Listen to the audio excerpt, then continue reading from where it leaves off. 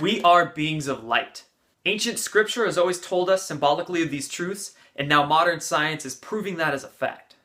Professor Fritz Albert Popp was a biophysicist in Germany at the University of Marburg, and he was teaching radiology and playing around with chemicals and their relation to electromagnetic frequencies. Popp discovered that a specific chemical he was working with, benzo-A-pyrene, would absorb ultraviolet light and then re-emit it at a completely different wavelength. It was a light scrambler.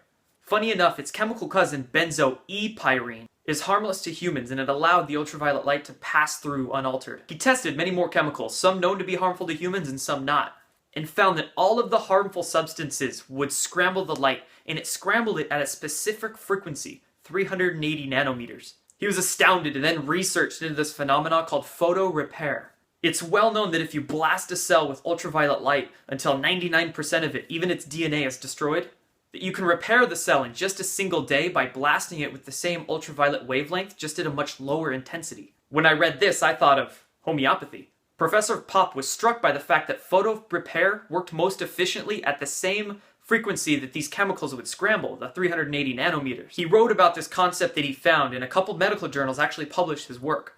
Then one of Professor Popp's students asked him to oversee his doctoral dissertation. And Popp said, "Only if you can show me that living things emit light." And coincidentally enough, that student was pretty much an engineering genius, and he really wanted to prove Professor Popp wrong. So he built a huge device that would actually look at photon by photon. It was called a photomultiplier. And what that student built is actually still considered to be one of the best pieces of equipment in the field. And in 1976, they tested it. And they snipped a piece of a plant and put this fresh material into a light-sealed box. And when they flipped on the screen, it lit up. And Professor Popp explained, "We know today that man is essentially a being of light." And they went on to find that all the cells of our body communicate with these photons, which they termed BioPhotons. And especially our DNA was found to harbor them, which cohered and harmonized them. This may explain the scientific mystery of how a single little strand of DNA can make a fully functioning human. DNA essentially acts as an antenna, cohering and harmonizing these photons as information. And it gives and receives this information from the source field, or the life force energy that connects everything.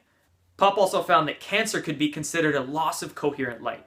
Less light equals more disease or more dis-ease. And good vibes and good health could be considered more coherent light. So how do we literally enlighten ourselves? Well, we must eat whole organic foods. If you've ever seen the Kirlian photography of food, raw natural organic foods will give off much more of this bioenergy. And we must exercise.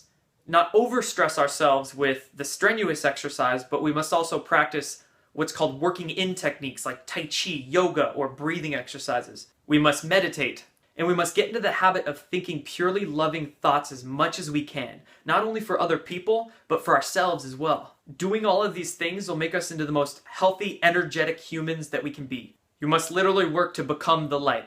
Hope you enjoyed that video. Please donate if you feel obliged, and let me know what you think down below.